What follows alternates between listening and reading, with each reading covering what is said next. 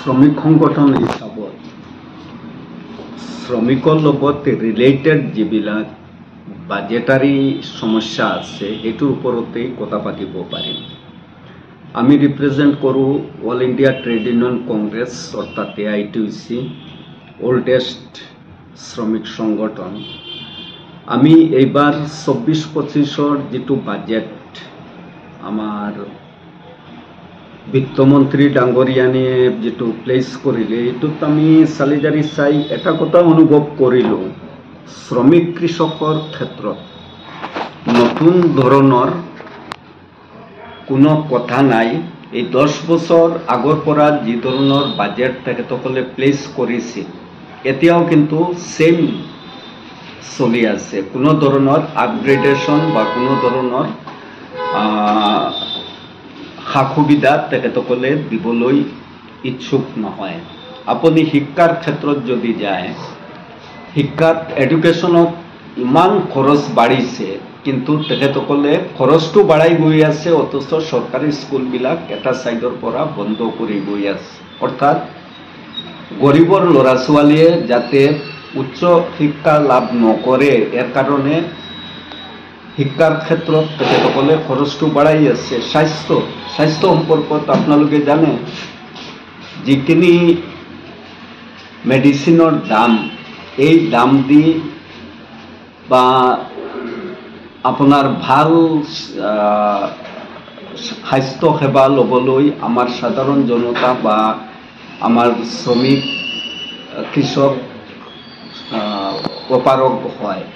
কাৰণ চৰকাৰী ফেচিলিটি যিবিলাক মেডিকেল কলেজ বা হস্পিটেল আছে, তাত গ'লে ভালদৰে সুযোগ সুবিধা নাপায়। লগতে বিহেভিয়াৰো চৰকাৰী কৰ্তৃপক্ষৰ এইবিলাক এই ছেকশ্যনৰ মানুহৰ প্ৰতি ঠিক নহয়।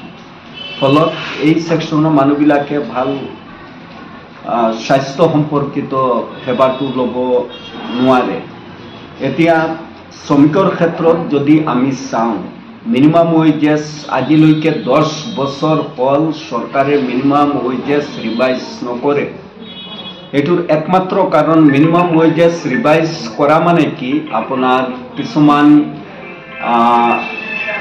ৰেট বাঢ়ি যাবগৈ, আৰু এই ৰেট বাঢ়াটো দিব কোনে? মালিকে শ্ৰমিকক দিব লাগিব। ইয়াৰ কাৰণে চৰকাৰে মালিকবিলাকৰ হেঁচাত পৰি মিনিমাম ৱেজেছটো ৰিভাইজ নকৰে। ঠিক এনেকুৱা কৃষকৰ ক্ষেত্ৰতো কৃষকৰ যিটো মেইন দাবী আছিল, সেই দাবীবিলাক তেখেতসকলে কোনো ধৰণৰ বাজেটত আলোচনা কৰা নাই। কিছুমান ললিপপৰ নিচিনা স্কিম তেখেতসকলে লৈ আনে, এই স্কিমবিলাক বেছিভাগ কৃষকে বুজি নাপায়। এতিয়া ইজি এটা আমাৰ সংস্থাপন পাইছিল গাঁও বস্তিৰ শ্ৰমিকসকলে, যিটো মনৰেগা, যিটো মনৰেগা আমি কওঁ, যিটো UPA-1 এইটো দি গৈছিল। এতিয়া এইটোত বাজেটাৰী এলোকেশ্যন যদি নাথাকে, তেনেহ'লে এই মানুহবিলাকে কামটো নাপায়। আমাৰ ডিমাণ্ড আছিল কমপক্ষে 200 দিন 200 ডেইজৰ কাম গ্ৰামীণ শ্ৰমিকে পাব লাগিব। আমাৰ ডিমাণ্ড আছিল পাৰ ডে কমেও 600 ৰুপিজ হ'ব লাগে। কিন্তু দেখা গৈছে মানে বাজেটত প্ৰতি বছৰ মনৰেগাৰ ক্ষেত্ৰত এই ৰেটটো দিনে দিনে কমাই অনা হৈ আছে। ফলত ডেজ যিটো বাঢ়িব লাগে, কৰ্মৰ দিন যিটো বাঢ়িব লাগে, এইটো কমি গৈ আছে, ৰেটটো বাঢ়া দূৰৰ কথা। আঁচনিভুক্ত কৰ্মচাৰীৰ ক্ষেত্ৰত আমি ইমান আন্দোলন, ইমান ধৰণৰ আইনী কৌশল প্ৰয়োগ কৰাৰ পিছতো চৰকাৰে কিন্তু তেখেতসকলক শ্ৰমিকৰ মৰ্যাদা দিব নোখোজে। ফলত পাৰ ডে 100-120 টকা, 130 টকা লৈ তেখেতসকলে কাম কৰি আছে। যেনেকুৱা অংগনবাড়ী, আশা কৰ্মী, মিড ডে মিল, এই ধৰণৰ আঁচনিভুক্ত কৰ্মচাৰীসকলে। এইবাৰ বাজেটত এটা নতুন বস্তু আমি দেখিবলৈ পাইছোঁ।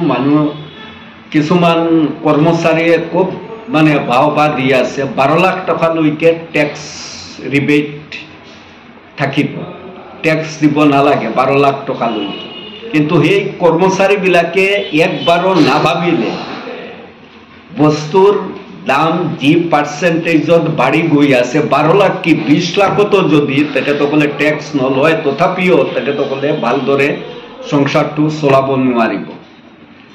তো এই কিছুমান কথাৰ ওপৰত বুৰ্বক বনাই আমাৰ সীতাৰামন ডাঙৰীয়ানীয়ে মোদী সাহেবৰ ডাইৰেকশ্যনত এই কামখিনি কৰি আছে। দ্ৰব্যমূল্য বৃদ্ধিৰ ক্ষেত্ৰত বাজেটত কণ্ট্ৰল আনিব লাগিছিল, কিন্তু বাজেটত এটা শব্দই অহা নাই দ্ৰব্যমূল্য বৃদ্ধিৰ ক্ষেত্ৰত। কি কৈছে, মোবাইল বা ইলেক্ট্ৰনিক্স গুডছৰ দাম অলপ কমিব। যিখিনি বস্তু আমাৰ সাধাৰণ শ্ৰমিক কৃষকৰ ক্ষেত্ৰত অপৰিহাৰ্য নহয়, এই বস্তুৰ দাম কমিলে আমাৰ লাভটো কি হ'বগৈ।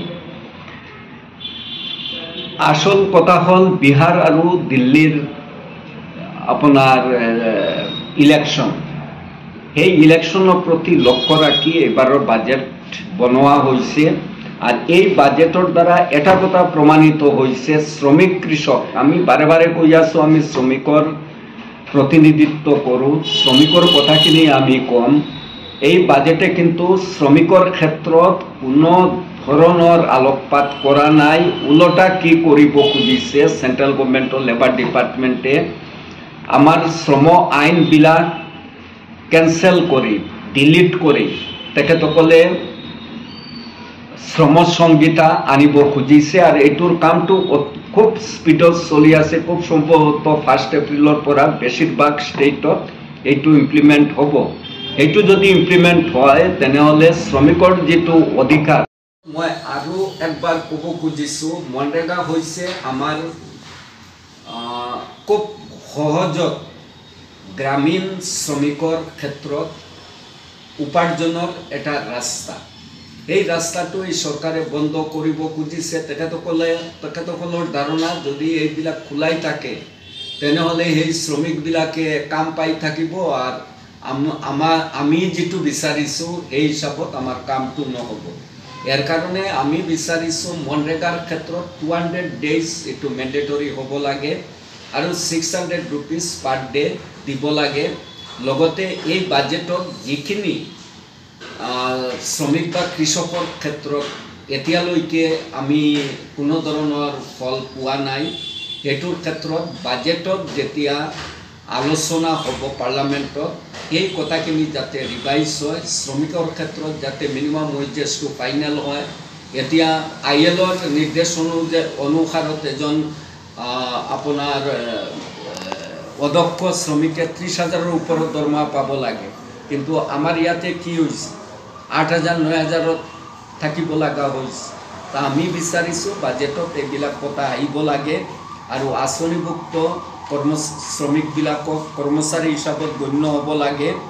দ্ৰব্যমূল্য বৃদ্ধি যিকোনো প্ৰকাৰে যিকোনো কণ্ডিশ্যনত এইটো কণ্ট্ৰলত আনিব লাগে, তেনেহ'লে গৈ আমি শ্ৰমিক কৃষকে উপকৃত হ'ম। এইখিনি আমাৰ বাজেটৰ ইলেকশ্যন।